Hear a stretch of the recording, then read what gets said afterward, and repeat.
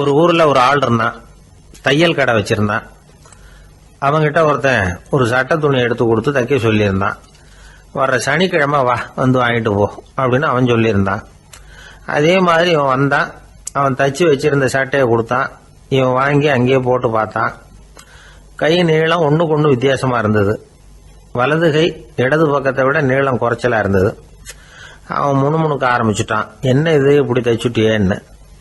இதுக்கு அவன் சொன்னான், ஐயையோ இதுக்காகவா சங்கடப்படுறீங்க, வலது கையை மட்டும் கொஞ்சம் உள்ள இழுத்தாப்புல வச்சுக்கிட்டீங்கன்னா சரியா போகுது.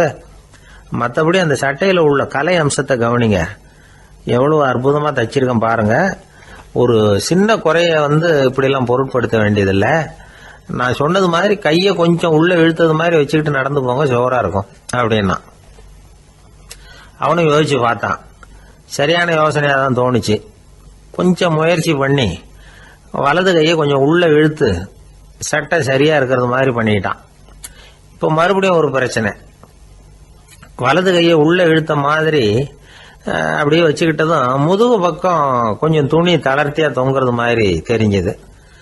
என்ன இது, முதுகு பக்கம் துணி குவிஞ்சுட்டுதே தொங்குதே அப்படின்னா மறுபடியும், அடடா இதுக்காகவா கவலைப்படுறீங்க, உடம்ப அதுக்கு தகுந்த மாதிரி கொஞ்சம் வளைச்சிக்கிட்டா சரியா போடுது. இதுக்காக அந்த அழகான தையலை பிரிச்சு அதுல உள்ள கலை அம்சத்தை கெடுக்கிறதுக்கு என் மனசு இடம் தரல.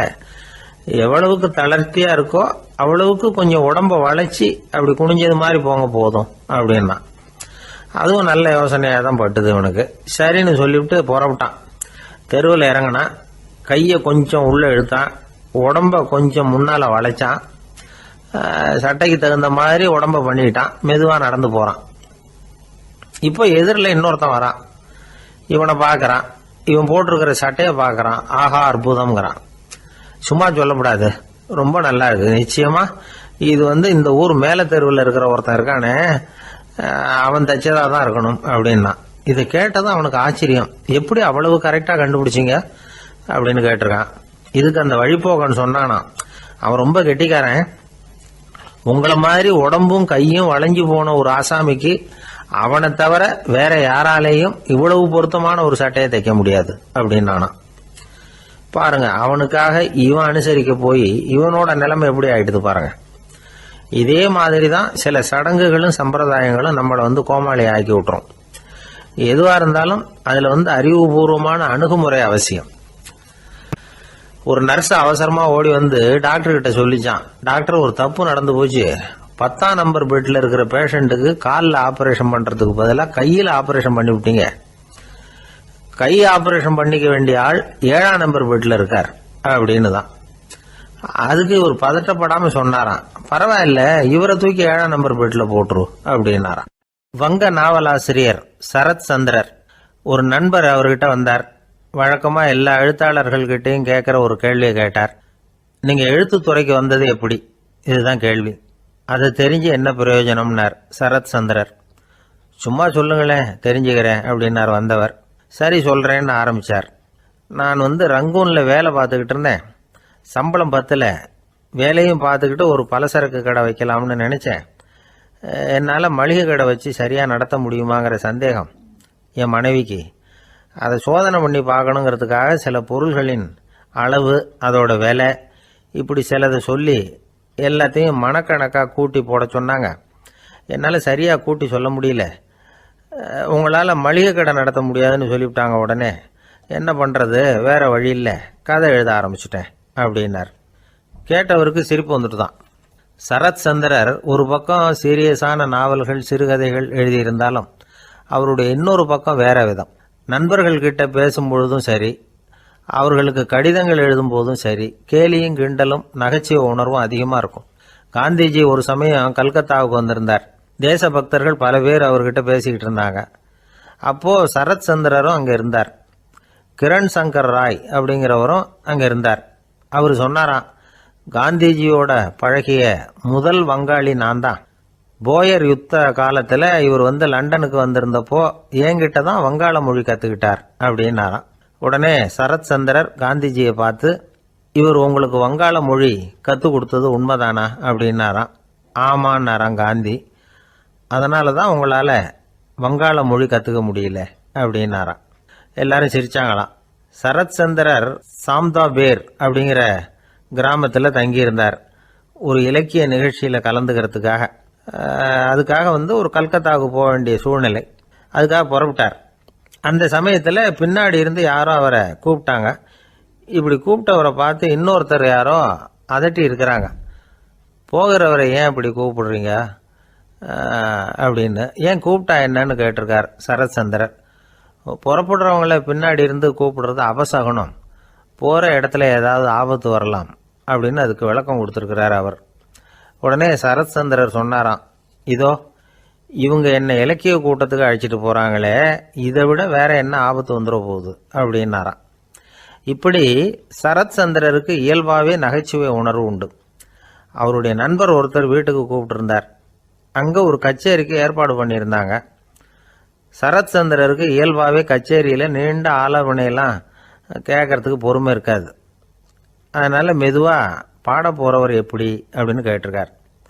அவருக்கு ரொம்ப நல்லா பாட தெரியும் அப்படின்னு சொல்லியிருக்கிறாங்க. அதுக்கு சரத்சந்திரர், பாட தெரியுங்கிறது சரி, பாட்டை நிறுத்த தெரியுமா அதை சொல்லுங்கள் முதல்ல அப்படின்னாராம். ஒரு நாள் ராமர் அரசவையில் உட்கார்ந்துருக்கிறார். ராமராஜ்யம் நடந்துக்கிட்டு இருந்த நேரம். அந்த சமயத்தில் ஒரு நாய் அரச சபைக்கு வந்துதான். அது தலையில் அடிபட்டு ரத்தம். அந்த கோலத்தில் அது அங்கே வந்தது. எல்லாரும் ஆச்சரியமாக அதை பார்த்தாங்க. ராமரும் அந்த நாயை பார்த்தார். நீங்கள் வந்த காரியம் என்ன, என்ன நடந்தது, எதுவாக இருந்தாலும் பயப்படாமல் சொல்லு அப்படின்னார். உடனே அந்த நாய் மெதுவாக சொல்ல ஆரம்பிச்சுதான். ஐயா, நான் தெருவில் போய்கிட்டு இருந்தேன். வழியில் ஒருத்தர் வந்தார். அவர் வேத சாஸ்திரம்லாம் படித்த பெரியவர். அவர் எந்த காரணமும் இல்லாமல் அவர் கையில் வச்சுருந்த குச்சியால் என் தலையில் அடிச்சுட்டார். அதுதான் தலையில் ரத்தம். இதை நீங்கள் விசாரித்து தகுந்த தீர்ப்பு வழங்கணும் அப்படின்னு தான் அந்த நாய். ராமர் பார்த்தார். உடனே தன்னுடைய காவலர்களை அனுப்புனார். அந்த ஆளை எங்கே இருந்தாலும் போய் கொண்டுகிட்டு வாங்க அப்படின்னு விட்டார். காவலர்கள் போனாங்க. அந்த ஆளை பிடிச்சி கொண்டு வந்துட்டாங்க. அரண்மனைக்கு வா அப்படின்னு சொல்லி கூப்பிட்டுட்டு வந்துட்டாங்க. என்ன நடந்ததுன்னு விசாரித்தார் ராமர். அதுக்கு அந்த ஆள் சொன்னார், நான் வீதி வழியாக வந்துக்கிட்டு இருந்தேன். குறுக்க இந்த நாய் வந்தது. நான் அவசரமாக போய்கிட்டு இருந்தேன். இது எனக்கு வழி விடாமல் குறுக்க பூந்து இடைஞ்சல் பண்ணிச்சு. எனக்கு கோபம் வந்துட்டுது. அதனால் அடிச்சுட்டேன். வேத சாஸ்திரம் படித்த நான் என் வசம் இழந்து கோபப்பட்டது பெரிய தப்பு தான். அதை நான் ஒத்துக்கிறேன். குற்றத்தை ஒப்புக்கொள்கிறேன். எனக்கு என்ன தண்டனை கொடுக்கணுமோ அதை கொடுங்க, ஏற்றுக்கிறேன் அப்படின்னு விட்டார். சரி, இப்போ அந்த ஆளுக்கு தண்டனை கொடுக்கணும். என்ன தண்டனை கொடுக்கறது யோசனை பண்ணார் ராமர். அதையும் அந்த நாய்கிட்டே கேட்டார்.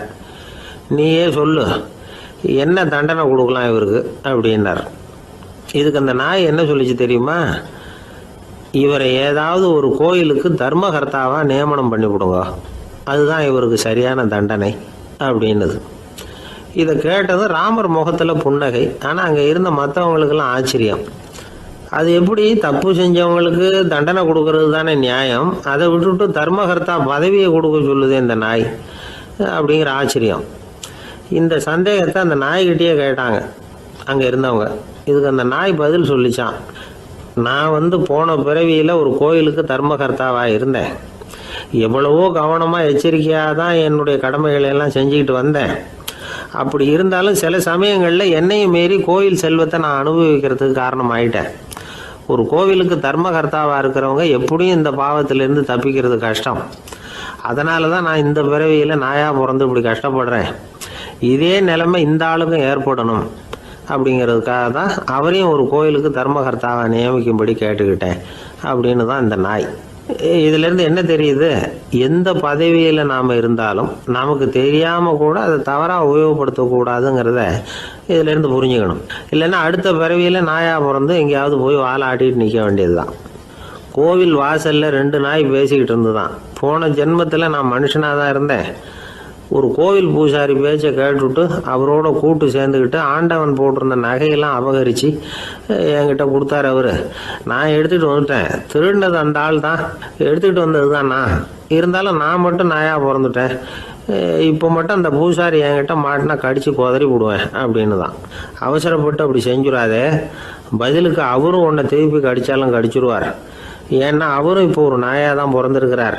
அப்படின்னு தான் இன்னொன்று. அது எப்படி உனக்கு தெரியும்னு தான் இது. நான் தானே அது அப்படின்னு தான் அந்த நாய். ஒருத்தர் ஓடி வந்தார். இன்னொருத்தரை பார்த்து, சார் உங்கள் சைக்கிளை ஒரு நாள் இரவல் கொடுங்களேன், பக்கத்து ஊருக்கு போயிட்டு வர வேண்டியிருக்கு அப்படின்னார். இவர் சைக்கிளை கொடுத்து பத்திரமா கொண்டுகிட்டு போங்கன்னார். சார் இதை பத்திரமா கொண்டு போகிறேன், கவலையே வேணாம், ஏன்னா இது உங்களோட சைக்கிள் அப்படின்னு நான் நினைக்கல, என்னோட சைக்கிளாக நினைக்கிறேன் அப்படின்னார். அதுக்கப்புறம் தான் இவருக்கு உண்மையாகவே பயம் வந்துட்டுது. ஏன்னா அவர் சொன்னது மாதிரி அதை தன்னோட சைக்கிளாகவே நினச்சி தள்ளிட்டு போட்டால் என்ன பண்ணுறது. எது எதை நம்முடையதாக நினைக்கணுங்கிறதுக்கு ஒரு வரையறை இருக்குது. சில பேர் ஆஃபீஸையே வீடாக நினச்சி விடுறது உண்டு. அப்படிப்பட்டவங்க கூட வீட்டை ஆஃபீஸாக நினைக்கிறது இல்லை. ஏன்னா வீட்டில் இவர் ஆஃபீஸராக நடந்துக்க முடியறதில்ல. இதெல்லாம் ஒரு பக்கம் இருக்கட்டும், இப்போ விஷயத்துக்கு வருவோம். பொறியியல் மேதை டாக்டர் விஸ்வேஸ்வரய்யா இருந்தார் இல்லையா, பாரத ரத்னா விருதெல்லாம் கொடுத்தாங்களே. ஆஃபீஸ் வேலை வேறு, சொந்த வேலை வேறு அப்படிங்கிறதுக்கு ஒரு உதாரணமாக இருந்தவர் அவர். மைசூர் மகாராஜா கிட்ட திவானாக இருந்தார். அவர் ஒரு நாள் அரசாங்க வேலை காரணமாக வெளியூர் போயிருந்தார். ஹாசன்கிற ஊருக்கு பக்கத்தில் ஒரு பயண மாளிகை, அங்கே தங்கிவிட்டார். ராத்திரி அங்கே தங்கி இருந்துட்டு விடிஞ்சதும் ஊருக்கு திரும்புறதாக திட்டம். ராத்திரி தூங்கிறதுக்கு ரொம்ப நேரம் ஆகிட்டுது. ரொம்ப நேரம் வரைக்கும் அரசாங்க சம்பந்தப்பட்ட வேலைகளையே பார்த்துக்கிட்டு இருக்கிறார். அரசாங்க ஃபைல்கள் நிறைய இருந்தது. அதையெல்லாம் ஒவ்வொன்றா எடுத்தார், படித்து பார்த்தார், பரிசீலனை பண்ணார். அதில் எழுத வேண்டியதை எழுதினார், கையெழுத்து போட்டார்.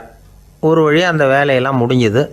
அதுக்கப்புறம் என்ன பண்ணார்னா, தன்னுடைய சூட்கேஸை திறந்தார். அதிலிருந்து 2 மெழுகுவத்தியை எடுத்து கொளுத்தி வச்சார்.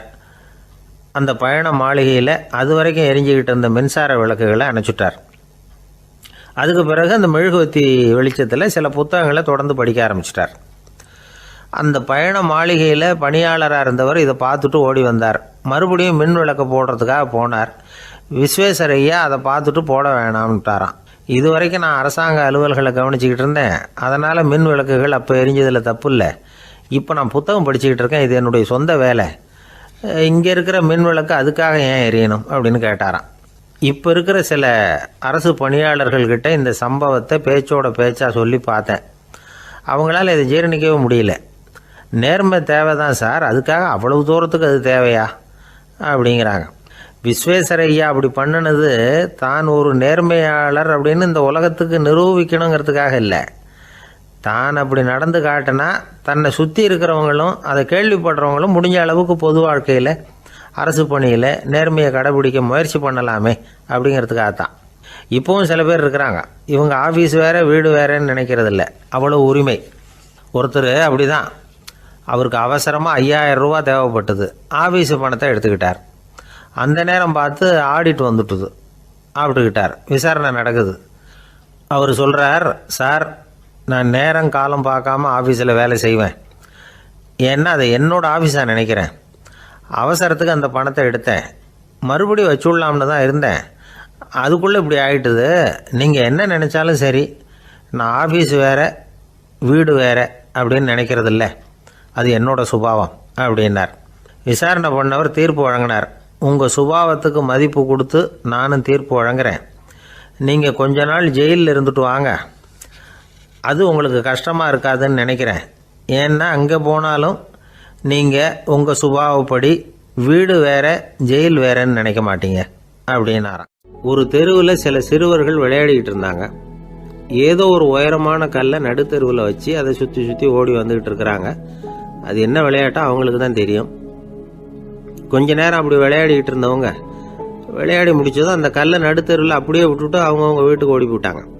அதுக்கப்புறம் அந்த வழியாக 2 பெண்கள் பேசிக்கிட்டே வந்தாங்க. பேச்சு சுவாரஸ்யத்தில் நடுத்தெருவில் இருந்த அந்த கல்லை கவனிக்கல, காலில் இடிச்சுட்டுது, லேசாக ரத்தம் வந்துட்டுது, வலி தாங்கலை.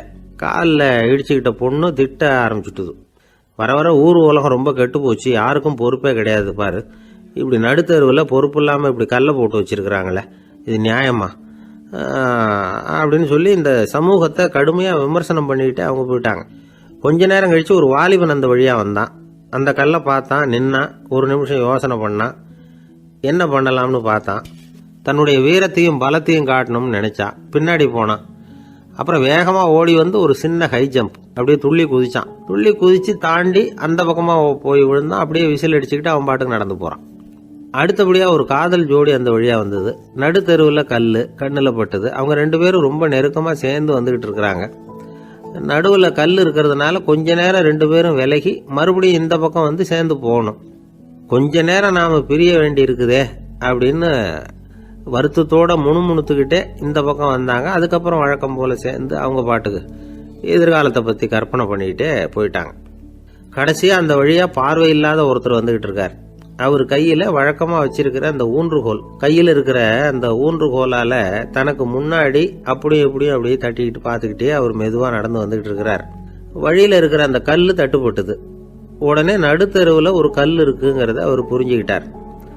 உடனே குனிஞ்சார். அந்த கல்லை தடவி பார்த்து எடுத்தார். தெரு ஓரமாக கொண்டுட்டு போய் போட்டார். அதுக்கப்புறம் அவர் பாட்டுக்கு அவர் வழியில் நடந்து போனார். இப்போ இதில் பல பேர் வந்தாங்க போனாங்க. இவங்களில் பார்வை உள்ளவங்க யார், பார்வை இல்லாதவங்க யார்? இப்படி ஒரு கேள்வி கேட்டால் என்ன பதில் சொல்ல முடியும்? கொஞ்சம் யோசிச்சு பார்த்தா இன்னைக்கு பல பேர் இப்படி தான் இருந்துகிட்டு இருக்கிறோம். ஒரு ஆள் பார்க்கறதுக்கு பெரிய மனுஷன் மாதிரி இருக்கார். ஒரு தெரு வழியாக நடந்து வந்துகிட்டு இருந்தார். இருட்டு நேரம். வழியில் ஒரு பெரிய கல் கிடந்தது, கருங்கல். பார்த்தார். கொஞ்ச நேரம் யோசிச்சார். போய் தூக்கி பார்த்தா ரொம்ப கனமாக இருந்தது. இன்னொரு ஆள் சேர்ந்தாதான் தூக்க முடியும். இவர் உடனே ரோட்டோரமாக போய் ஒரு மரத்தடியில் உட்காந்துக்கிட்டார். 2 பக்கமும் பார்த்துக்கிட்டே இருக்கார், யாராவது வர்றாங்களான்னு. கொஞ்ச நேரத்தில் ஒருத்தர் வந்தார். இவருக்கு தெரிஞ்சவர். என்னங்க இந்த நேரத்தில் இங்கே உட்காந்துருக்குறீங்கன்னு கேட்டார் அவர். அதோ அந்த கருங்கல் அப்படின்னு சுட்டி காட்டினார். ஓ, அதை தூக்கி ஓரமாக போடணுமா? வாங்க 2 பேரும் தூக்கலான்னார் வந்தவர். நான் அதுக்காக உட்காந்துருக்கலன்னார் இவர். பின்ன வேற எதுக்காகன்னார் அவர். ஒரு மனுஷன் கருங்கல்லில் காலை இடிச்சுக்கிட்டான்னா எப்படி துள்ளுவான்னு பார்க்கணுங்கிறது எனக்கு ரொம்ப நாளாக ஒரு ஆசை. அதுக்காக தான் உட்காந்துருக்கிறேன் அப்படின்னார். ஒரு ரயில் போய்கிட்டு இருக்கு. அதில் ஒரு பெரியவர் பிரயாணம் பண்ணிட்டு இருக்கிறார். எதிரில் ஒரு பெரிய அதிகாரி, IAS ஆஃபீஸர் உட்காந்துருக்கிறார். 2 பேருக்கும் முன்ன பின்ன அறிமுகம் இல்லை. அவர் வேற யாரோ, இவர் வேற யாரோ. ஒரே ரயிலில் பிரயாணம் பண்ணிட்டு இருக்கிறாங்க. அதுவும் எதிர்த்த இருக்கையில். ஏதோ ஒரு நகரத்தில் வண்டி நின்றுது. 2 பேரும் கீழே இறங்கினாங்க. பெரியவர் ஒரு ட்ரங்க் பெட்டியோட கீழே இறங்கினார். அந்த அதிகாரி கையில் ஒரு சின்ன பெட்டி. அவர் அந்த சின்ன பெட்டியை கீழே வச்சுட்டு கூலி கூலின்னு கத்திக்கிட்டு இருந்தார். இந்த பெரியவர் பார்த்தார். ஐயா, இந்த பெட்டி மட்டும்தானா, இல்லை இன்னும் ஏதாவது இருக்குதா அப்படின்னு விசாரிச்சார். இப்போ அதிகாரி சொன்னார், இல்லைங்க இது மட்டும்தான் அப்படின்னு சொன்னார். இதுக்கு என்னத்துக்காக கூலி ஆள், நானே எடுத்துக்கிட்டு வரேனே, வாங்க அப்படின்னு சொல்லி அந்த பெட்டியை அந்த பெரியவர் கையில் எடுத்துக்கிட்டார். எடுத்ததும் 2 பேரும் பேசிக்கிட்டே நடந்து வராங்க. இப்போ பெரியவர் சொன்னார், இப்போ உள்ள நாகரிகம் எப்படி இருக்குன்னா, சுமை கால் பணம், சுமக்கூலி முக்கால் பணம் அப்படிங்கிற மாதிரி இருக்கு. பணத்தை வீணாக்கிறதோட இது கௌரவம்னு வேற நினைக்கிறாங்க அப்படின்னார். அவர் சொல்றது சரிதான். 10 ரூபாய் மதிப்புள்ள ஒரு சுமையை 30 ரூபா கொடுத்து தூக்கிட்டு போவோம். நாமே அதை தூக்கினா நமக்கு கௌரவ குறைச்சல் அப்படின்னு நினைப்போம். இதுதான் நம்ம நிலைமை.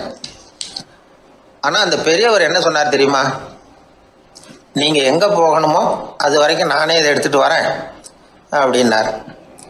அந்த அதிகாரி பக்கத்தில் உள்ள ஒரு ஹோட்டல் வரைக்கும் போனார். பெரியவரும் அங்கே கொண்டுட்டு போய் பெட்டியை வச்சார்.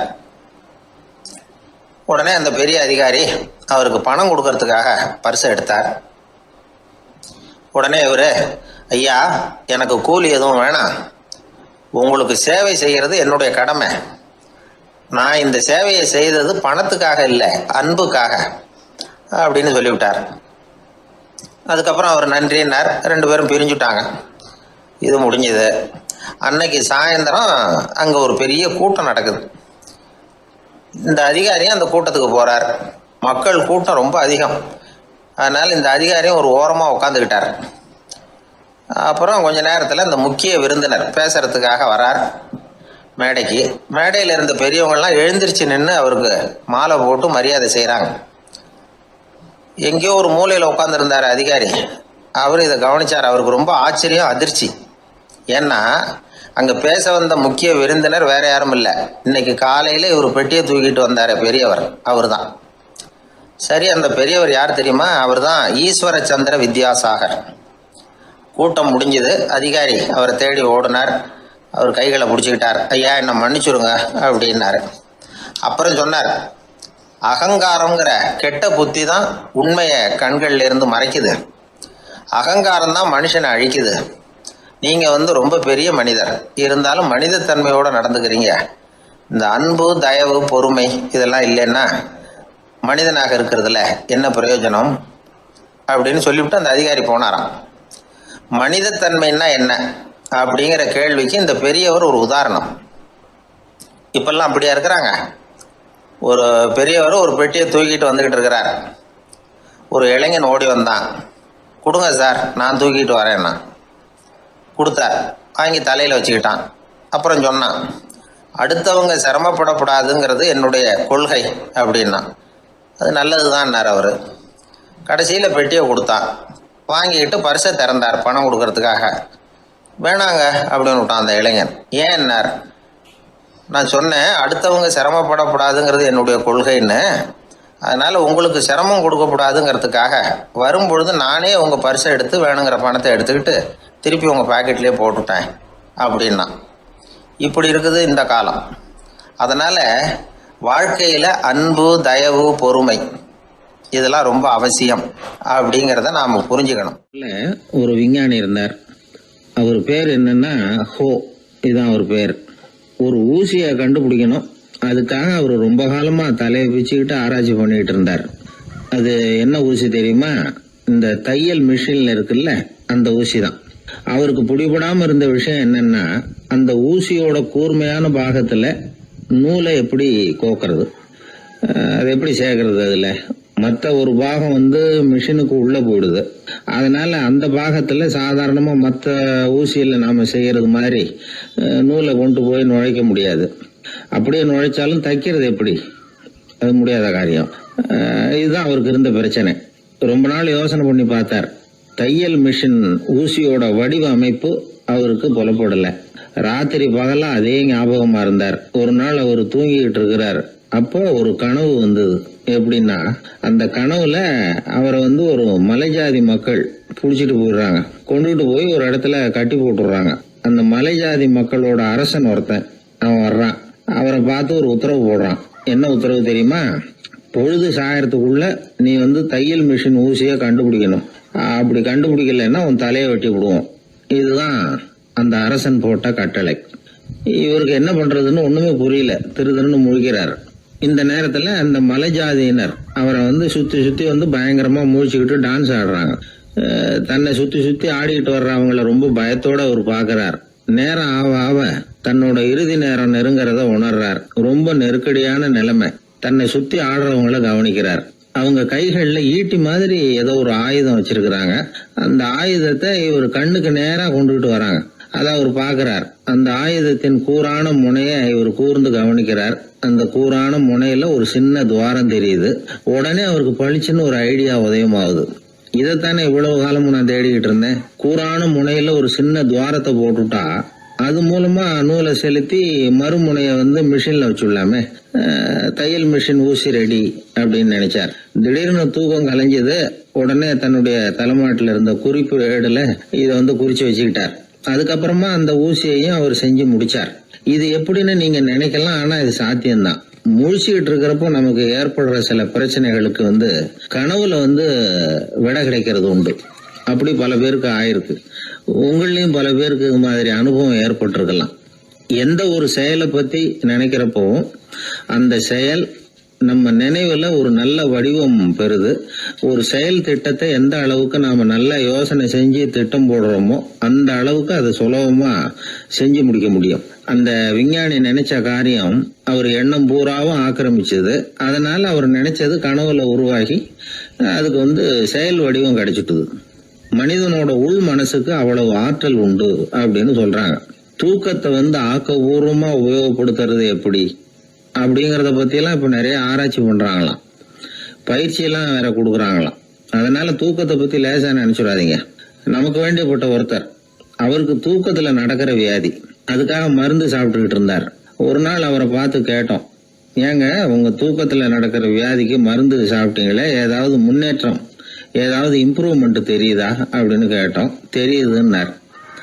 எப்படின்னோ, அதுக்கு அவர் சொல்றார், முன்னாடி எல்லாம் தூக்கத்துல ஒரு 10 அடி தூரம் நடப்பேன், இப்போலாம் ஒரு 40 அடி வரைக்கும் நடக்கிறேன் அப்படின்னு. ஒரு நாள் ஒரு 10-15 பள்ளிக்கூடத்து பிள்ளைங்க தேடிட்டு வந்தாங்க. உங்களை பார்த்துட்டு தான் போகணும், அதுக்காக தான் வந்திருக்கோம்னாங்க. என்ன விஷயம்னு கேட்டோம். நாங்கள்லாம் கூடி ஒரு முடிவு பண்ணியிருக்கிறோம், அதை உங்ககிட்ட சொல்லணும் அப்படின்னாங்க. அதுவும் ஒரு வாண்டு பையன் அதை சொன்னான். என்ன முடிவு அது அப்படின்னு கேட்டோம் ரொம்ப ஆர்வமாக. அதை இப்போ சொல்ல மாட்டோம், எங்களுக்கு பிடிக்கிற மாதிரி ஏதாவது ஒரு தகவல் சொன்னால் அதுக்கப்புறம் நாங்கள் அதை சொல்கிறோம் அப்படின்னா அந்த வாண்டு பையன். சரி, சின்ன பையன்கிட்ட இன்றைக்கி வசமாக மாட்டிக்கிட்டோம் அப்படின்னு நினச்சிக்கிட்டு அவங்களுக்கு தகுந்த மாதிரி ஒரு கதை சொல்ல ஆரம்பித்தோம். அது என்ன கதைன்னா, ஒரு பெரிய காடு, அதில் பலவிதமான மிருகங்கள். அந்த காட்டுக்கு ஒரு சிங்கம் தான் ராஜா. எப்பவும் காட்டுக்கு அது தானே ராஜா. ஒரு பெரிய யானைக்கு இது பொறுக்கலை. என்ன இது, எப்போ பார்த்தாலும் இங்கே சிங்கத்துக்கே ராஜா பதவி கிடைக்குது, நான்லாம் எவ்வளவு பலசாலியாக இருக்கிறேன், அப்படி இருந்தும் எனக்கு அந்த பதவி கிடைக்கலையே அப்படின்னு தனக்குள்ளே பொறுமிக்கிட்டே இருந்தது. ராஜா பதவியை நினச்சி ரொம்ப ஏக்கம், அதுக்கு பதவி மோகம். இந்த சமயம் பார்த்து ஒரு குள்ள நெறி கூட்டம் அதை தேடிட்டு வந்தது. ஐயா பெரியவங்களே, நீங்கள் இந்த காட்டுக்கு ராஜாவாக இருக்க ஆசைப்படுறீங்க, அதில் ஒன்றும் தப்பு இல்லை. ஆனால் அதுக்கு முன்னாடி நீங்கள் எங்கள் கூட்டத்துக்கு கொஞ்ச நாள் தலைவராக இருங்க, அதாவது ராஜாவாக இருங்களேன், உங்களுக்கும் ஒரு ட்ரைனிங் கிடைச்சது மாதிரி இருக்கும் அப்படின்னு சொல்லியிருக்குது இந்த கூட்டம், குள்ள நெறி கூட்டம். இதை கேட்ட உடனே யானைக்கு ரொம்ப சந்தோஷம் தாங்கலை. அதுதான் எப்போன்னு பதவிக்காக காத்துக்கிட்டு இருக்குதே. இருந்தாலும் கொஞ்சம் பிகுவோட, சரி நீங்கள்லாம் இவ்வளோ தூரம் என்னை தேடிட்டு வந்து கேட்கறதுனால மறுக்க முடியல அப்படின்னு ரொம்ப ஏதோ அவளுக்கு சிரமப்பட்டு ஒத்துக்கிறது மாதிரி ஒத்துக்கிட்டது. ஏதோ உங்கள் ஆசைக்கு கட்டுப்படுறேன், கொஞ்ச நாள் உங்கள் கூட்டத்துக்கு ராஜாவாக இருக்கிறதுக்கு சம்மதிக்கிறேன் அப்படின்னுது. உடனே அந்த யானை ராஜ நட போட ஆரம்பிச்சிட்டுது. யானை சாதாரணமாக நடந்தாவே எப்படி இருக்குங்கிறது நமக்கு தெரியும். அதுவே ராஜ நடந்தால் எப்படி இருக்கும் கற்பனை பண்ணி பாருங்கள். யானை முன்னாடி கம்பீரமாக போய்கிட்டு இருக்குது, தலைவர் இல்லையா, அதனால் குள்ள நரிகள்லாம் ரொம்ப அடக்கமாக அது பின்னாடி அணிவகுத்து போயிட்டு இருக்குது. ராஜா வாழ்க, மன்னர் வாழ்க அப்படின்னு கோஷம் வேற. யானைக்கு தலைகால் புரியல, அவ்வளவு சந்தோஷம். அந்த யானைக்கு செருக்கு, ஆணவம் எல்லாம் ஏற்பட்டு போச்சு. அதுக்கப்புறம் அது தரையை பார்க்குமா, நிமிர்ந்து நடக்க ஆரம்பிச்சுட்டுது. தரையை பார்க்குறதே இல்லை. அப்படி போயிட்டுருக்கிறப்போ ஒரு சதுப்பு நிலத்தில் திடீர்னு காலை வச்சுட்டுது. அவ்வளோதான், கால் உள்ளே போட்டுது. இன்னொரு காலை எடுத்து வச்சுது, அதுவும் உள்ளே போட்டுது. அந்த 2 காலையும் எடுக்கிறதுக்காக அடுத்த 2 காலையும் அழுத்துச்சு, அதுவும் உள்ளே போக ஆரம்பிச்சுட்டுது. இப்போ 4 காலம் வசமாக சேத்துல அழுந்தி போச்சு, எடுக்க முடியல. குள்ள நரிகள்லாம் அதை சுற்றி சுற்றி வந்தது. சிலது சுற்றி நின்று டான்ஸ் ஆட ஆரம்பிச்சுட்டுது யானையை பார்த்துட்டு. இதை யானை பார்த்தது. என்ன இது, தலைவர் நான் தவிச்சிக்கிட்டு இருக்கிறேன், தொண்டர்கள்லாம் சுற்றி நின்று வேடிக்கை பார்த்துக்கிட்டு இருக்கிறீங்க, டான்ஸ் ஆடுறீங்க அப்படின்னு கேட்டுதான். தொண்டர்களே, தலைவர் நான் தவிச்சிக்கிட்டு இருக்கிறது உங்களுக்கு தெரியலையா? இப்போ உடனே உங்கள் தலைவரை காப்பாற்ற வேண்டியது உங்கள் கடமை இல்லையா அப்படின்னு கத்துச்சான் அந்த யானை. குள்ள நரிகளில் ஒன்று முன்னாடி நின்று அந்த யானையை பார்த்து தான், தலைவரே, எங்களுக்கு ரொம்ப நாளாக ஒரு ஆசை, அந்த ஆசையை நிறைவேற்றிக்கிறதுக்காக தான் உங்களை எங்கள் தலைவராக ஏற்றுக்கிறோம்னு சொன்னோம் அப்படின்னு தான். என்ன ஆசைன்னு கேட்டிருக்கு யானை. யானை கறி சாப்பிட்டு பார்க்கணுங்கிறது எங்களுக்கு ரொம்ப நாளாக ஆசை, அது இன்றைக்கி தான் நிறைவேற போகுது அப்படின்னு தான் அந்த நரி. இதை கேட்ட உடனே அந்த யானை அப்படியே மூர்ச்சி ஆகிட்டு தான். நரிகள்லாம் அது மேலே ஏறி குதற ஆரம்பிச்சுட்டு தான். பதவி மேலே இருந்த பேராசை அந்த பலசாலியான யானையையே மாட்டி விட்டுட்டுது பார்த்தீங்களா அப்படின்னு சொல்லி முடித்தோம் இந்த கதையை அந்த சின்ன பிள்ளைங்கக்கிட்ட. சரிங்க, இப்போ நாங்கள் உங்களை தேடி வந்த விஷயம் என்னங்கிறத சொல்லவா அப்படின்னா ஒரு வாண்டு பையன். சீக்கிரம் சொல்லு தம்பி, சஸ்பென்ஸ் தாங்கலை அப்படின்னோம். அவன் மெதுவாக எங்களை பார்த்து சொல்கிறான், எங்களுக்கு கொஞ்ச நாள் நீங்கள் தலைவராக இருந்தால் தேவலை அப்படின்னா. ஒரு நண்பர் சினிமா படம் தயாரிக்கிறவர், அவர்கிட்ட ஒரு நாள் பேசிக்கிட்டு இருந்தேன். அது எப்படி சார், நீங்கள் எடுக்கிற எந்த படமும் கையை கடிக்காத அளவுக்கு எடுத்துடுறீங்களே, அது எப்படின்னு கேட்டேன். அது ஒன்றும் பெரிய விஷயம் இல்லை சார், பெண்களுக்குன்னு சில உருக்கமான காட்சிகள், இளைஞர்களுக்குன்னு சில நடனங்கள், அடிதடி காட்சிகள், அப்புறம் வயசானவங்களுக்குன்னு சில ஆன்மீக காட்சிகள், சின்ன பிள்ளைங்களுக்கு சிரிப்பு, இப்படி எல்லாமும் சேர்த்து நான் படம் எடுக்கிறேன். மசாலா படம்னு பேர். இது ரொம்ப பெருசாக இல்லைன்னாலும் ஓரளவுக்கு சுமாராக ஓடிடும், கையை கடிக்காது அப்படின்னார். இது ஒரு உத்தி. சில பத்திரிகை ஆசிரியர்களும் இந்த உத்தியை கையாளுறது உண்டு. இந்த உத்திக்கு பார்னம் உத்தி அப்படின்னு பேர், பார்னம் எஃபெக்ட் அப்படின்னு சொல்லுவாங்க. அதாவது ஃபீனியஸ் டி பார்னம் அப்படின்னு ஒருத்தர் அமெரிக்காவில் இருந்தாராம்.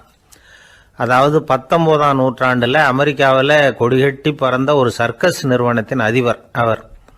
இந்த உலகத்தில் ஒவ்வொரு நிமிஷமும் ஒரு ஏமாளி பறந்துகிட்டே இருக்கிறான் அப்படிங்கிறது அவருடைய சித்தாந்தம். ஒவ்வொருத்தரையும் திருப்திப்படுத்துகிற அளவுக்கு அம்சங்களை கொஞ்சம் கொஞ்சமாக கலந்து கேளிக்கை நிகழ்ச்சிகளை நடத்தினது தான் அவருடைய மகத்தான வெற்றிக்கு காரணம். அதனால் அந்த உத்தியை யார் கடைப்பிடிச்சாலும் சரி, அதுக்கு பார்னம் உத்தி அப்படின்னு பேர் வந்துட்டுது. ஜோசியம் சொல்கிறவங்களுக்கும் இந்த உத்தி தான் கை கொடுக்குது. ஒரு விஷயத்தை ஒருத்தருடைய கோள் நிலைகள் அல்லது கையெழுத்து நிரூபிக்கிறதாக அவர்கிட்ட சொன்னால் அதை அவர் நம்பிவிடுவார். ஆனால் அந்த விஷயம் நல்லதாக இருக்கணும், நேர்மையானதாக இருக்கணும், அதாவது பாசிட்டிவாக இருக்கணும். 8ஆம் இடத்துல குரு, 9ஆம் இடத்துல சனி, நீங்கள் ஒரு பெரிய மேதை தான் அப்படின்னு சொல்லுவாங்க. கேட்குறவங்களுக்கு அதை மறுக்கிறதுக்கு மனசு வராது. அப்படி சொல்லும் பொழுது கூடவே என்ன கொஞ்சம் முன்கோபம் அதிகமாக இருக்கும், இருந்தாலும் அது உடனே மறைஞ்சிரும் அப்படின்னு சில அற்ப விஷயங்களையும் சொன்னாலும் அதையும் சரிதான்னு சொல்லி ஒத்துக்குவாங்க.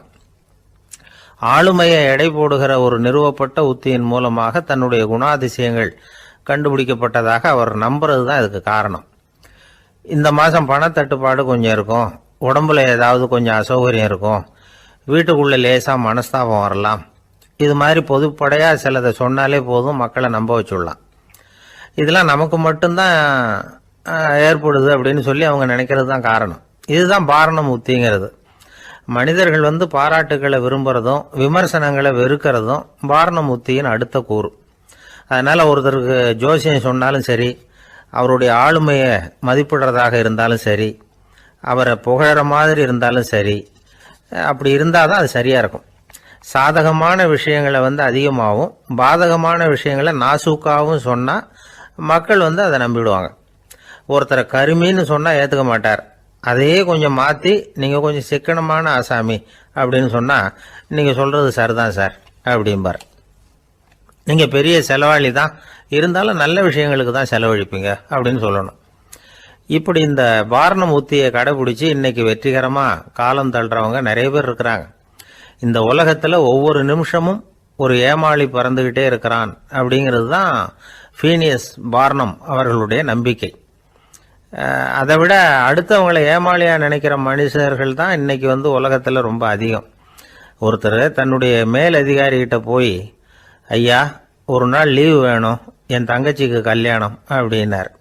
அவரு பார்த்தார், ஒரு 10 நிமிஷம் வெளியில் இருங்கன்னார். 10 நிமிஷம் கழித்து கூப்பிட்டார், இதை பாருங்க, நீங்கள் சொல்கிறது பொய், இப்போ உங்கள் தங்கச்சிக்கு ஃபோன் பண்ணேன், அவங்க தனக்கு 2 வருஷத்துக்கு முன்னாடியே கல்யாணம் ஆகிட்டதாக சொல்கிறாங்க அப்படின்னார். உடனே இவர் சொன்னார், சார் இப்போ நீங்கள் சொல்கிறதும் பொய்யாக தான் இருக்கணும், ஏன்னா நிஜமாக எனக்கு ஒரு தங்கச்சியே கிடையாது அப்படின்னார். ஒரு பெரிய காடு, அந்த காட்டுக்கு மத்தியில் ஒரு ஆசிரமம், அங்கே ஒரு முனிவர் இருந்தார். பல இடங்கள்லேருந்து வர்ற குழந்தைகளுக்கு அவர் பாடம் சொல்லி கொடுத்துக்கிட்டு இருக்கிறார். ஏழை பணக்காரர் அப்படிங்கிற வித்தியாசம்லாம் கிடையாதுங்க. எல்லாரும் அவர்கிட்ட தங்கள் பிள்ளைகளை அனுப்பி வச்சாங்க. மன்னர்களுடைய பிள்ளைங்க கூட அங்கே அவர்கிட்ட தான் படிக்கிறதுக்கு வருவாங்க. ஆனால் அந்த முனிவரை பொறுத்த வரைக்கும் எல்லா பிள்ளைங்களும் ஒன்று தான். இது யார் வீட்டு பிள்ளைன்னெல்லாம் பார்க்க மாட்டார், எல்லாரும் சமம். மாணவர்கள்லாம் அங்கேயே மாத கணக்கில் வருஷ கணக்கில் தங்கியிருந்து பாடம் கற்றுக்கிட்டு போகிறது வழக்கம். அவராக பார்த்து போன்னு சொல்கிற வரைக்கும் அங்கேயே இருக்கணும், படிக்கணும், குருகுல வாசம். ஒரு சமயம் ஒரு ராஜகுமாரனும் அவர்கிட்ட படிச்சுக்கிட்டு இருந்தான். அவனுக்கு ஒரு 15 வயசு இருக்கும். சில வருஷம் கழித்து அந்த முனிவர் தன்கிட்ட இருக்கிற மாணவர்களுக்கெல்லாம் பரீட்சை வச்சார். அவங்களுடைய அறிவு முதிர்ச்சியை கணிக்கிறதுக்காக பல சோதனைகள்லாம் வச்சார். ஒவ்வொருத்தராக பார்த்து, இனிமேல் நீங்கள் உங்கள் வீட்டுக்கு போகலாம் அப்படின்னு சொல்லி அனுப்பி வச்சுக்கிட்டு இருக்கிறார். எல்லாரும் போயிட்டாங்க. கடைசியாக மிஞ்சி இருந்தது ஒரே ஒரு மாணவன். அவனை மட்டும் வீட்டுக்கு அனுப்பலை. யார் அந்த பையன் தெரியுமா? அவன்தான் அந்த ராஜகுமாரன். ராஜகுமாரனுடைய தந்தைக்கு, அதுதான் அந்த ராஜாவுக்கு, அங்கே வயசு ஏறிக்கிட்டே போகுது. என்ன இது, படிக்க போன பையன் இன்னும் திரும்பி வரலையே அப்படின்னு நினச்சார். வந்துட்டா சீக்கிரமாக அவனுக்கு பட்டம் கட்டிவிட்டு நாம் விலகிக்கலாமே அப்படின்னு நினச்சார். கல்யாணம் வேற பண்ணி பார்க்கணும் பையனுக்கு. ஆனால் பையன் வர்ற வழியை காணும். ராஜா பார்த்தார், சரி நேர்லேயே போய் என்னன்னு தெரிஞ்சிட்டு வந்துடுவோம் அப்படின்னு காட்டுக்கு புறப்பட்டார். அங்கே போய் முனிவரை பார்த்தார். முனிவர் இவரை அன்பாக வரவேற்று உட்கார வச்சார். அதுக்கப்புறம் ராஜா மெதுவா, எல்லாரையும் வீட்டுக்கு அனுப்பி வச்சுட்டிங்களாமே, ஏன் பிள்ளைய மட்டும் அப்படின்னு சொல்லி மெதுவாக இழுத்தார். முனிவர் இதுக்கு உடனே பதில் சொல்லலை. ராஜாவை கூப்பிட்டுட்டு போய் விருந்தினர் குடிசையில் தங்க வச்சார். அதுக்கப்புறம் சொன்னார், உங்கள் மகன் எல்லா பாடங்கள்லேயும் முதல் இடம் வாங்கியிருக்கான். இப்படி முதலாவதாக வர்ற மாணவனுக்கு நாங்கள் இன்னொரு தேர்வு வைக்கிறது வழக்கம். அதுலேயும் அவன் முதலாவதாக வந்துட்டான்னா அவன் ஒரு பெரிய வித்வான் அப்படிங்கிற கௌரவத்தை அடைஞ்சிருவான் அப்படின்னார். அதாவது முனிவர் அப்படி சொல்கிறார். அப்படி சொல்லிவிட்டு போயிட்டார் அவர். ராஜா அங்கேயே தங்கிட்டார். ராத்திரி படுத்து தூங்கினார். காலையில் எழுந்திரிச்சு அந்த குடிசைக்கு வெளியில் வந்தார் பல்லு விளக்கறதுக்காக. அந்த சமயத்தில் தூரத்தில் ஒருத்தன் ஒரு கையில் கோடாலியை வச்சுக்கிட்டு தலையில் ஒரு பெரிய விறகு கட்டை சுமந்துக்கிட்டு வந்துக்கிட்டு இருக்கிறது மாதிரி தெரிஞ்சுது. யாராவது விறகு வெட்டியாக இருக்கும் அப்படின்னு நினச்சார் ராஜா. கிட்ட வந்ததும் உத்து பார்க்குறாரு. பார்த்தா அது தன்னோட புள்ள. திகைச்சு போயிட்டார். என்ன இது, ஒரு ராஜகுமாரனை கூட இது மாதிரி வேலையெல்லாம் செய்ய சொல்கிறாங்களே அப்படின்னு நினச்சார். ராஜகுமாரன் விறகு கட்டை கொண்டுகிட்டு போய் கொல்லை பக்கம் வச்சான். அந்த சமயம் முனிவர் அங்கே வந்தார். என்ன மகனே, விறகு வெட்டிட்டு வந்துட்டியா? சரி, இப்போ ஒரு துடைப்பத்தை எடுத்துக்கோ, விருந்தினர் குடிசையின் வாசல் பக்கத்தை கூட்டி பெருக்கி சுத்தம் பண்ணு போ அப்படின்னார். அப்படியே செய்கிறேன் குருவே அப்படின்னு சொல்லிவிட்டு போனான். சுத்தம் பண்ண ஆரம்பிச்சிட்டான். ராஜா பார்த்தார் இதை. உடனே ஓடியாந்தார். மகனே, என்ன காரியம் பண்ணுற? துடைப்பத்தை கீழே போடுனார். இப்போ அந்த ராஜகுமாரன் சொல்கிறான், தந்தையே, இது என்னுடைய குருதேவரோட உத்தரவு. இங்கே நான் ஒரு மாணவன். இங்கே அரசனும் ஒன்று தான், ஆண்டியும் ஒன்று தான். குருதேவர் சொல்கிறத மறுக்காமல் செய்கிறது தான் எங்கள் கடமை அப்படின்னா. இந்த சமயம் முனிவர் அங்கே வந்தார். இவனை முதுகில் தட்டி கொடுத்தார். அப்புறம் ராஜா கிட்ட சொன்னார், அரசே, உங்கள் புள்ள எங்கள் கடைசி தேர்வுலையும் வெற்றி பெற்றுட்டான். பணிவு தான் மாணவர்களின் மிக உயர்ந்த குணம். குருநாதர் சொல்றது மனசுக்கு பிடிக்கலன்னா கூட மறுக்காம செய்யணும். அப்படி செய்யறதுனால எதை செய்யலாம் எதை செய்யக்கூடாது அப்படிங்கிற விவேகம் அவங்களுக்கு வந்துடும். செய்யக்கூடாததை கூட பெரியவங்க சொல்லிவிட்டா செஞ்சுதான் ஆகணும் அப்படிங்கிற பணிவு அவங்களுக்கு வந்துடும். இந்த குணம் வந்துட்டுதுன்னா அவங்க எத்தனை கடினமான வேலையா இருந்தா கூட ரொம்ப சுலபமாக செஞ்சு முடிச்சிருவாங்க. தூக்கத்திலேயும் அப்புறம் துக்கத்திலேயும் தோண்டு போட மாட்டாங்க. இந்த பணிவும் விவேகமும் அவங்கக்கிட்ட மன உறுதியை ஏற்படுத்தும். அந்த உறுதி உங்கள் பையனுக்கு வந்தாச்சு. இனிமேல் அவனை நீங்கள் அழைச்சிட்டு போகலாம். அவன் நிச்சயமாக பேரும் புகழும் பெறுவான் அப்படின்னார். ராஜா அவரை பார்த்து, குருதேவா, புரிஞ்சுக்கிட்டேன், என்னை மன்னிக்கணும் அப்படின்னாரு. அதுக்கப்புறம் மகனை அழைச்சிக்கிட்டு நாட்டுக்கு திரும்பி வந்துட்டார். இந்த கதையை இன்று ஒரு தகவலில் சொல்லுங்கள் சார், உங்கள் நிகழ்ச்சியில் சொல்லுங்கள் சார் அப்படின்னு சொல்லி மாணவர்கள் கேட்டால் பணிவாக இருக்கிறது எப்படி அப்படிங்கிறத புரிஞ்சுக்குவாங்க அப்படின்னு சொன்னார் ஒருத்தர். சரி சொல்லுவோம், அதுக்கு முன்னாடி நேர்லேயே ஒரு பையன்கிட்ட சொல்லி பார்க்கலாமே அப்படின்னு தோணுச்சு. உடனே ஒரு பையனை கூப்பிட்டோம். ஏன்பா, உங்கள் வாத்தியார் உனக்கு இது மாதிரி ஒரு பரீட்சை வச்சா என்ன பண்ணுவேன் அப்படின்னு கேட்டோம். நானும் அப்படி தான் சார் நடந்துக்குவேன். விறகு வெட்டுவேன், தொடப்பத்தினால கூட்டி சுத்தம் பண்ணுவேன், உடனே செஞ்சு முடிச்சிருவேன் சார் அப்படின்னா. பலே பரவாயில்லையே அப்படின்னோம்.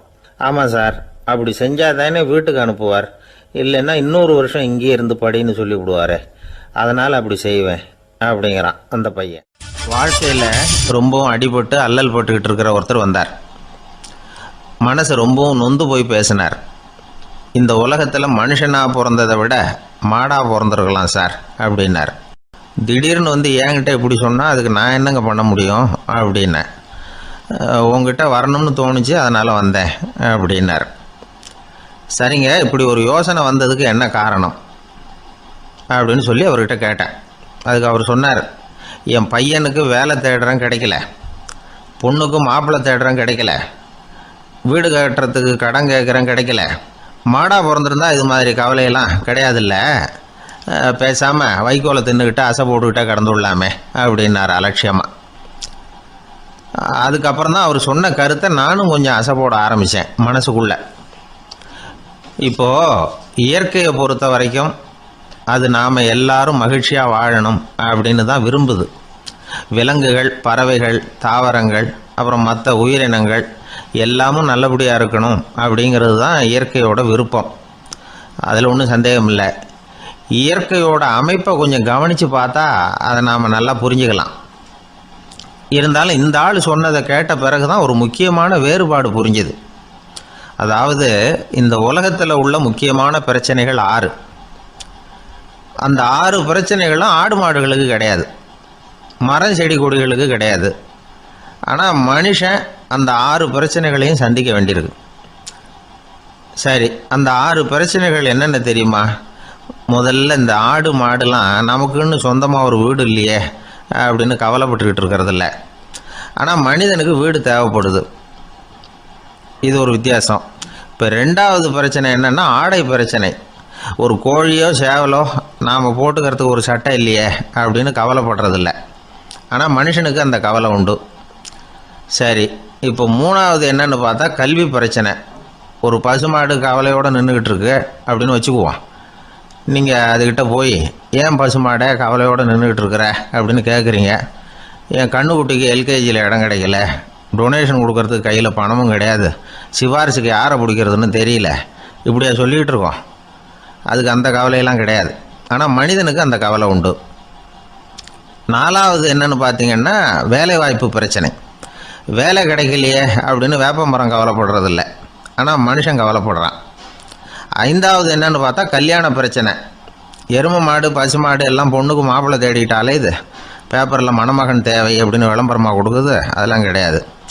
6வது என்னன்னு பார்த்தீங்கன்னா பணம் சம்பந்தமான பிரச்சனை. ஆடு மாடுலாம் பணத்தை சேமிக்கணும்னோ ஏதாவது நிதி நிறுவனத்தில் முதலீடு பண்ணணும்னோ நினச்சிக்கிட்டு இருக்கிறதில்ல. பணத்தை எப்படி காப்பாற்றுறது அப்படிங்கிற கவலையும் அதுகளுக்கு கிடையாது. குதிரை குளம்போடு பிறக்குது, அதனால் அது காடு மேடெல்லாம் கவலை இல்லாமல் தெரியலாம். ஆடு உடம்புல ரோமத்தோடு பிறக்குது, அதனால் அது குளிரை பற்றி கவலைப்பட வேண்டிய அவசியம் இல்லை. ஆனால் மனுஷனை பார்த்திங்கன்னா அவன் தான் ஒன்றுமில்லாமல் பிறக்கிறான். ஏன் இந்த பாகுபாடு அப்படின்னு கேட்டால் இதை பற்றி கொஞ்சம் சிந்திச்சு பார்க்கணும். அதாவது இந்த சந்தேகத்தை ஒரு பெரியவர்கிட்டையும் கேட்டேன். அவர் சொன்னார் இதுக்கு பதில். அவர் இதே கேள்வியை இயற்கை கிட்ட கேட்டாராம். இயற்கை பதில் சொல்லிச்சான். வேற யாருக்கும் கொடுக்காத ஒரு வலுவான கருவியை, ஒரு பவர்ஃபுல் வெப்பன் மனுஷனுக்கு கொடுத்துருக்கிறேன்னு, அந்த கருவியை உபயோகப்படுத்தி அந்த 6 பிரச்சனையை மட்டும் இல்லை 6 கோடி பிரச்சனைகள் இருந்தாலும் அதையெல்லாம் சமாளிக்கலாம். அது கருவி என்ன தெரியுமா? அதுதான் 6வது அறிவு. அதை உபயோகப்படுத்தினா காலுக்கு செருப்பு தயார் பண்ணிக்கலாம், குளிருக்கு போர்வை தயார் பண்ணிக்கலாம், என்ன வேணும்னாலும் செய்யலாம் அப்படின்னு இயற்கை பதில் சொல்லிச்சான். அதனால் நாம் செய்ய வேண்டியது என்னென்னா இயற்கையை முதல்ல சரியாக புரிஞ்சுக்கணும். இயற்கையின் படைப்பையே நாம் சரியாக புரிஞ்சுக்கிறது இல்லையே, அதுதான் வேதனை. இந்த கதையை கேளுங்க. இப்போ நகரத்திலேருந்து ஒரு ஆள் கிராமத்துக்கு வந்தான். அங்கே ஒரு சிறுவன் மாடு மேய்ச்சிக்கிட்டு இருந்தான். நகரத்து ஆள் சொன்னான், எவ்வளோ அழகான பசு, அது சரி இதுக்கெல்லாம் ஏன் கொம்பு இல்லைன்னா. இதுக்கு அந்த பையன் பதில் சொன்னான், பசுமாட்டுக்கு கொம்பு இல்லாததுக்கு பல காரணங்கள் உண்டு. கண்ணுக்குட்டியாக இருந்தால் கொம்பு இருக்காது, பசு வளர்ந்து பெருசானதுக்கு அப்புறம் தான் கொம்பு முளைக்கும், இது ஒரு காரணம். சில சமயம் வளர்கிற கொம்பை எடுத்து விடுறது உண்டு, அது ஒரு காரணம். ஆனால் இதுக்கு ஏன் கொம்பு இல்லைன்னு கேட்குறீங்க. அதுக்கு என்ன காரணம்னா இது பசு இல்லை குதிரை அப்படின்னா. ஒரு ஊரில் ஒரு மன்னர் இருந்தார். அந்த ஊரில் அடிக்கடி சேவல் சண்டை நடக்கிறது வழக்கம். அரண்மனையில் ஒரு ஆள் இருந்தான்.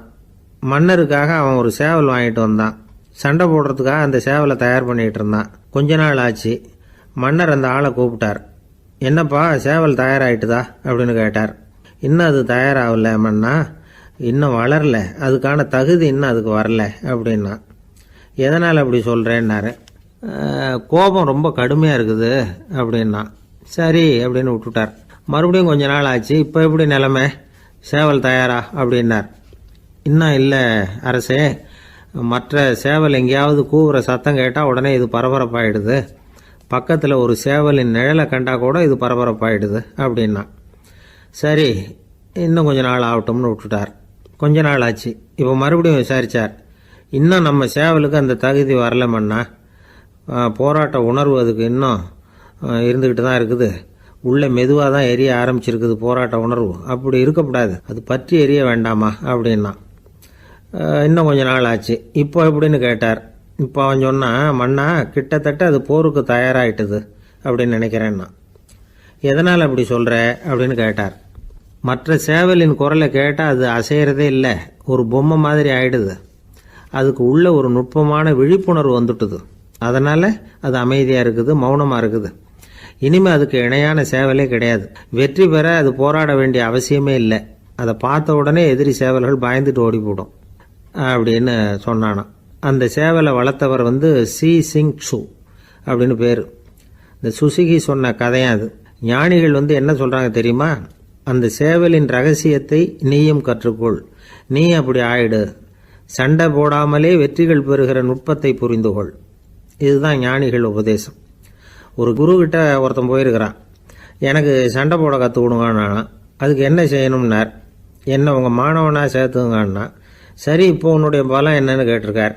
இப்போ நான் தனி ஆளாக இருந்து ஒரு 100 பேரை சமாளிப்பேன் நானா. சரி, அப்படின்னா என்னுடைய மாணவனாக உன்னை சேர்த்துக்கிறேன்ருக்கார். சேர்த்துக்கிட்டார். 6 மாதம் பயிற்சி கொடுத்தார். அதுக்கப்புறம் இவனை கூப்பிட்டு கேட்டார், இப்போ உன்னுடைய திறமை எவ்வளவுன்னு.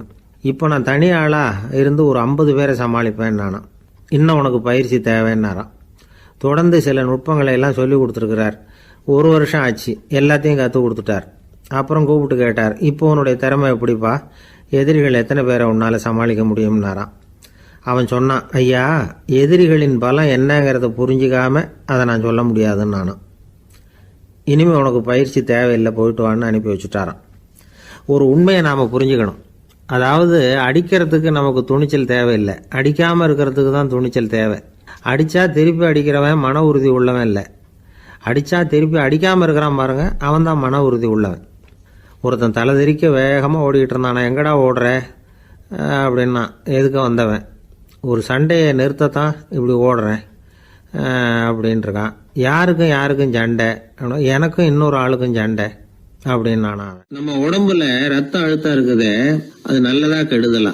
உடனே அது கெடுதல்னு தான் சொல்லுவோம். ஆனா உண்மை அது இல்லை. இயற்கையா உள்ள ரத்த அழுத்தம் நம்ம உடம்புக்கு தேவையான ஒண்ணு. அந்த அழுத்தம் அதிகமா போனாதான் கெடுதல். அததான் நாம பிபின்னு சொல்றோம். ஆனா அது உண்மையிலேயே உயர் ரத்த அழுத்தம், ஹைப்பர் டென்ஷன். இதயம்ங்கிறது ஓயாம வேலை செஞ்சுக்கிட்டு இருக்கிற ஒரு பம்பு. இதயம் சுருங்கி ரத்தத்தை பம்பு செய்யறப்போ ரத்த அழுத்தம் கூடுதலா இருக்கும். இதுக்கு பேரு சிஸ்டாலிக் பிளட் பிரஷர் அப்படின்னு பேர். இதயம் விரிந்த நிலைக்கு திரும்புறப்போ ரத்த அழுத்தமும் குறையுது. இதுக்கு பேரு டயஸ்டாலிக் பிளட் பிரஷர் அப்படின்னு பேர். இப்படி இது மாறி மாறி இருக்கும். இந்த பிபி 140 90 இப்படின்லாம் சொல்றாங்கல்ல, இதுதான். சீரா இருக்க வேண்டிய ரத்த அழுத்தம் ஒரு அளவுக்கு மேல அதிகரிச்சுட்டா ஆபத்து ஆரம்பம்னு அர்த்தம். சரி, இந்த உயர் ரத்த அழுத்தம் உண்டாகிறதுக்கு என்ன காரணம்? இதனாலதான் இது வருதுன்னு ஒரு காரணத்தை குறிப்பிட்டு சொல்ல முடியாது. ஆனா வம்சாவளி காரணம், ரொம்ப டென்ஷனான சூழ்நிலையில வேலை செய்யறது, உடம்பு குண்டா இருக்கிறது, இதெல்லாம் இந்த ஹை பிபிக்கு துணை செய்யுது. அப்படிதான் எடுத்துக்க வேண்டியிருக்குது. இது கிருமியினால ஏற்படுற வியாதி இல்லை, உடம்புல ஏற்படுற ஒரு பழுது, அவ்வளவுதான். இப்ப 40 வயசுக்கு மேலதான் பொதுவா இது பாதிக்கும். அதெல்லாம் சரி, ஒருத்தருக்கு உயர் ரத்த அழுத்தம் இருக்குது, அதை கட்டுப்படுத்துறதுக்கு வழி ஏதாவது உண்டா அப்படின்னா உண்டு. மருந்து கொடுத்தும் சரி பண்ணலாம். மருந்து இல்லாத சிகிச்சை முறைகளும் இருக்குது. இப்ப மருந்து சாப்பிட்றதுன்னா டாக்டர் கிட்ட போயிடலாம். அதுக்கு இப்ப சுமாரா 30 விதமான மருந்துகள் இருக்குதான். மருந்தோட உடல் கட்டுப்பாடும் மனக்கட்டுப்பாடும் சேர்ந்ததுன்னா ரொம்ப விசேஷம். அது இருக்கட்டும், மருந்து இல்லாம நாம செய்ய வேண்டியது என்ன, அதை தெரிஞ்சுக்குவோம். முதல்ல சீரான உடற்பயிற்சி, வாக்கிங் ரொம்ப நல்லது. மனசை அமைதிப்படுத்துறதுக்கு யோகாசனம், ஆழ்நிலை தியானம், இது மாதிரியான பயிற்சிகள் நல்லது. ஒரு காலத்துல யோகாசனம் பண்ணுங்க, தியானம் பண்ணுங்கன்னு சொன்னா ஒரு மாதிரியா பார்த்தாங்க. இப்ப மருத்துவ நிபுணர்களே அதெல்லாம் ரொம்ப அவசியம்தான் அப்படின்னு சொல்றாங்க. இன்னொரு அதிசய சிகிச்சை முறை இப்போ வழக்கத்துக்கு வந்திருக்குது. பயோ ஃபீட்பேக் அப்படின்னு பேர். மூளையின் அழுத்த அலைகளை பதிவு பண்ணி அதை மறுபடியும் உடம்புக்குள்ள செலுத்தி இந்த ரத்த அழுத்தத்தை சீராக்கி போடுறாங்க. சில பேருக்கு இந்த ஹை பிபி பார்டர் லைன்ல இருக்கும். அவங்களுக்கெல்லாம் மருந்துகள் அவசியம் இல்லை. வாழ்க்கை முறையில சில மாற்றங்களை பண்ணிக்கிட்டாவே போதும். பிஹேவியரல் மாடிஃபிகேஷன்ஸ் சொல்றாங்க. அது எப்படின்னா, பரபரப்பான வாழ்க்கை முறையை தவிர்க்கணும். புகைப்பிடிக்கிற பழக்கம், மது அருந்தும் பழக்கம், இதெல்லாம் இருந்தா விட்டுடணும். சாப்பாட்டுல உப்பை குறைக்கணும். கொழுப்பு சத்து ஆகாரங்களை குறைச்சிக்கணும். முடிஞ்சா விட்டுடலாம். குடும்பத்துல ஏற்கனவே யாருக்காவது ஹை பிபி இருந்தா சந்ததிகள் ஜாக்கிரதையா இருக்கணும். நடுத்தர வயசு அடைஞ்சவங்க அப்பப்ப அந்த பிபி செக் பண்ணிக்கிறது நல்லது.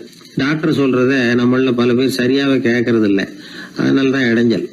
ஒரு ஆளு பிபின்னு சொல்லி டாக்டர் கிட்ட போனான். உடம்பு குண்டா இருக்கு, அதை குறைக்கணும், முதல்ல தினமும் உடற்பயிற்சி பண்ணு அப்படின்னாரு. சரின்னு சொல்லிவிட்டு வந்தான், செஞ்சான். கொஞ்ச நாள் கழிச்சு மறுபடியும் டாக்டர் கிட்ட போனான். என்னப்பா எக்ஸசைஸ் பண்ணியா அப்படின்னு கேட்டார். தினமும் பண்ணினேன் டாக்டர்னா. என்ன பண்ணேன்னு கேட்டார். முன்னெல்லாம் சிகரெட்டை வந்து கடையில் வாங்குவேன், இப்போ நான் அப்படி வாங்குறத விட்டுட்டேன். தினமும் நானே என் கையாலேயே உருட்டி தயார் பண்ணுறேன் டாக்டர். இது ஒரு எக்ஸசைஸ் தானே அப்படின்னா. ஒரு ஏரி ஓரமாக 2 பசங்க நடந்து போய்கிட்டு இருக்கிறாங்க. அதில் ஒருத்தன் பணக்கார வீட்டு பையன், இன்னொருத்தன் ஏழை. இவங்க 2 பேரும் போய்கிட்டு இருக்கிறாங்க. வழியில் ஒரு இடத்துல ஒரு ஜோடி செருப்பு இவங்க கண்ணில் படுது. ஒரு விவசாயி அந்த செருப்பை அங்கே விட்டுட்டு பக்கத்தில் இருந்த ஏரியில் கை காலை கழுவிட்டு இருக்கிறார். உடனே அந்த பணக்கார பையனுக்கு ஒரு ஐடியா. அவன் சொன்னானா, டேய், இப்போ ஒரு வேடிக்கை செய்யலாம். அந்த செருப்பு 2ஐயும் தூக்கி எட்டத்தில் வீசி எரிஞ்சிருவோம். அந்த ஆள் வந்து பார்த்துட்டு செருப்பை தேடி அல்லாடுவான், அங்கேயும் இங்கேயும் ஓடுவான், திருன்னு முழிப்பான். அதை பார்த்து நாம் ரசிக்கலாம், நல்ல தமாஷா இருக்கும் அப்படின்னு இருக்கான். இப்படி சொல்லிவிட்டு அந்த செருப்புகளை தூக்கத்துக்கு போனானா. கொஞ்சம் பொறு அப்படின்னானா அந்த ஏழை பையன். ஏன்னு கேட்டிருக்கான் அவன். இப்போ அந்த ஏழை பையன் சொன்னானா, நீ சொல்கிறது ஒன்றும் வேடிக்கை கிடையாது. உன்னோட செருப்பு தொலைஞ்சா உன் அப்பா உடனே உனக்கு வேறு செருப்பு வாங்கி கொடுத்துருவார். ஆனால் அந்த ஆளுக்கு இந்த செருப்பு தொலைஞ்சதுன்னா வேறு புதுசாக வாங்கிறதுக்கு வாயையும் வயத்தையும் கட்டி பணத்தை சேர்க்க வேண்டியிருக்கும். அதனால் நான் ஒரு வேடிக்கை சொல்கிறேன், அது மாதிரி செய், அது இன்னமும் தமாஷா இருக்கும் அப்படின்னு நானா. எப்படி அது சொல்லுன்னு இருக்கான் அவன். செருப்பு 2ம் அது இருக்கிற இடத்துலையே இருக்கட்டும். உன் சட்டை பையிலிருந்து ஒரே ஒரு ரூபாய் நாணயத்தை எடு. அதை அந்த செருப்பு மேலே அதோட குதிகால் பகுதியில் வச்சுட்டு நாம் 2 பேரும் அந்த மரத்துக்கு பின்னாடி ஓடி போய் மறைஞ்சு நின்றுக்குவோம். அப்புறம் பாரு வேடிக்கை அப்படின்னா. அதே மாதிரி ரூபா காசு செருப்பு மேலே வச்சுட்டு இவங்க 2 பேரும் மறைஞ்சு நின்றுக்கிட்டாங்க. கொஞ்ச நேரத்தில் அந்த விவசாயி வந்தார். காலில் உள்ள மண்ணை தட்டிவிட்டு செருப்பை மாட்டுறதுக்காக போனார். அங்கேருந்து காசு கண்ணில் போட்டுவிட்டுது. அவருக்கு ஆச்சரியமாக போச்சு. அதை கையில் எடுத்து பார்க்குறார். 4 பக்கமும் திரும்பி திரும்பி பார்க்குறார், யார் இதை வச்சிருப்பான்னு. கடைசியில் ஆகாயத்தை பார்க்குறார். ஆண்டவா, இது உன்னோட கருணை தான். நீ தான் யாரோ புண்ணியவான் மனசில் தர்மம் பண்ணுற எண்ணத்தை உண்டாக்கி இருக்கிற. அந்த புண்ணியவான் நல்லா இருக்கணும் அப்படின்னு வாழ்த்தி அந்த காசை கண்ணில் ஊற்றிக்கிட்டாரான். மறைஞ்சிருந்து பார்த்துக்கிட்டு இருந்த ஏழை பையன் இப்படி சொன்னான், பாத்தியா, உன்னை புண்ணியவான்னு வாழ்த்தி விட்டு போகிறார் அந்த ஆள். அவருக்கும் சந்தோஷம், அதை பார்த்து நமக்கும் சந்தோஷம். உனக்கு ரூபாங்கிறது ஒரு பெரிய விஷயம் இல்லை, ஆனால் அதனால் நமக்கு கிடைச்சிருக்கிற மகிழ்ச்சி ரொம்ப உயர்வானது அப்படின்னு நானும். வேடிக்கையும் கிண்டலும் இது மாதிரி அடுத்தவங்களுக்கு இடைஞ்சலாக இல்லாமல் இருக்கணும் அப்படிங்கிறார் கலைவாணர். ஆனால் பாருங்கள், அவருக்கே இடைஞ்சலாக வர்ற விஷயங்களை கூட அவர் வேடிக்கையாக தான் எடுத்துக்கிட்டாராம். ஒரு தடவை ஒருத்தர் கலைவாணர்கிட்ட வந்து, ஐயா, என் குழந்தை செத்து போச்சு அப்படின்னு சொல்லி அழுதாராம். உடனே இவர் அவருக்கு 100 ரூபா பணத்தை கொடுத்து, இந்தாங்க அடக்கம் செய்யுங்க அப்படின்னு சொல்லி அனுப்பி வச்சாராம். 1 வருஷம் கழித்து மறுபடியும் அதே ஆள் வந்திருக்கார். இவர் மறந்துருப்பாருங்கிற நினைப்புல, அண்ணே என் குழந்தை இறந்து போச்சுண்ணே அப்படின்னாராம். இவர் மறுபடியும் 100 ரூபா கொடுத்து ஆறுதல் சொல்லி அனுப்பி வச்சாராம். 7-8 மாதம் கழித்து மறுபடியும் அதே ஆள் வந்திருக்கார். அவர் வாயை திறக்கிறதுக்கு முன்னாடியே இவர் 100 ரூபாய் அவர் கையில் வச்சு, போன 2 தடவை தான் குழந்தை செத்து போச்சு, இந்த தடவையாவது அதை சாகாமல் காப்பாற்றி விடு அப்படின்னு சொல்லி அனுப்பி வச்சாராம். அதுக்கப்புறம் அந்த ஆள் வர்றதே இல்லையா. நமக்கு முன்னாடி நமக்கு வேண்டிய ஒருத்தர் ஒரு கிளாஸில் நமக்கு பழச்சாறு கொண்டாந்து வைக்கிறாருன்னு வச்சுக்கோங்க. உடனே நாம் என்ன பண்ணுவோம், எடுத்து கிடுகிடுன்னு சாப்பிட்ருவோம் அடுத்தவங்க யாரும் வர்றதுக்குள்ள. அதை விட்டுட்டு அதை கொண்டாந்து வச்சவர்கிட்டயே அதோட விலை என்ன அப்படி இப்படின்னு நான் கேட்டுக்கிட்டு இருப்போம்.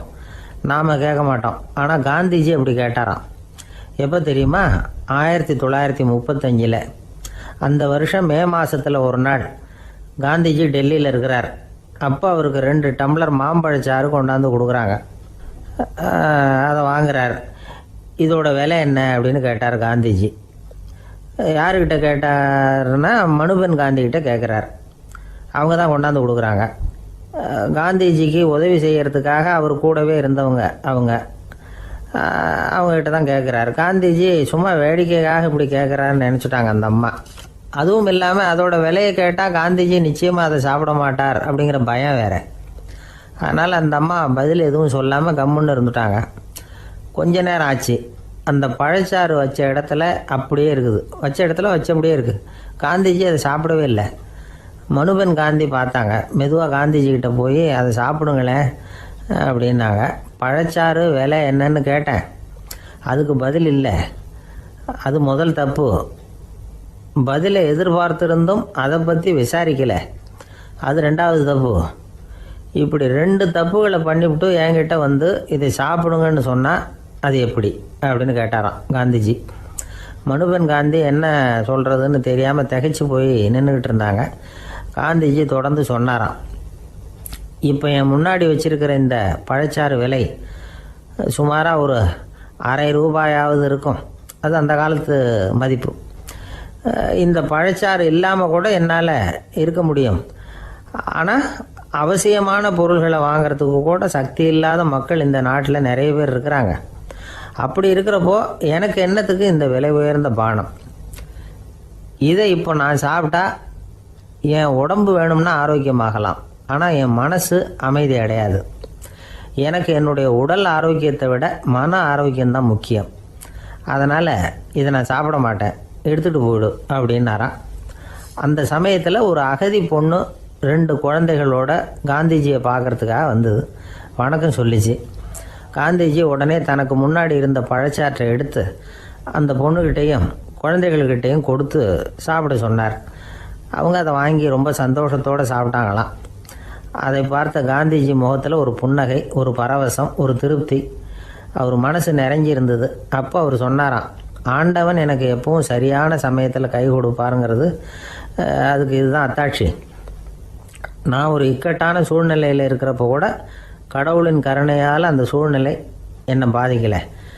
என் கூட இவ்வளவு நாள் பழகியும் கூட இங்கே இருக்கிறவங்க எனக்கு அதிக விலையுள்ள பழரசத்தை கொடுத்தாங்க.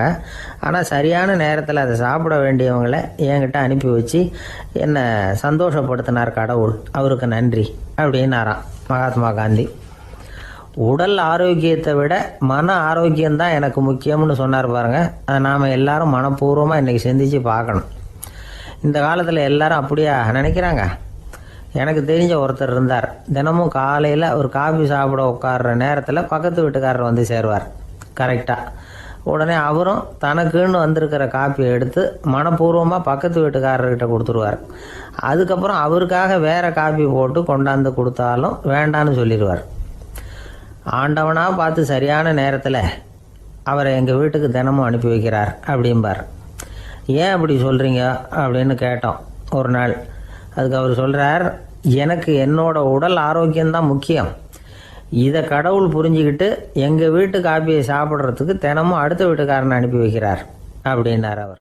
ஒரு கடற்கரை ஓரம், அங்கே ஒரு சின்ன கிராமம். அந்த கிராமத்தில் ஒரு சின்ன பள்ளிக்கூடம். கடற்கரை ஓரத்தில் உள்ள ஒரு விடுதியில் ஓய்வுக்காக ஒருத்தர் வந்து தங்கியிருக்கிறார். பள்ளிக்கூடத்தில் ஏதோ விழா நடக்கிறது மாதிரி தெரிஞ்சுது. உடனே அவர் அந்த பக்கமாக வந்தார். இங்கே என்ன நடக்குதுன்னு விசாரித்தார். பள்ளி ஆண்டு விழா நடக்குதுன்னாங்க.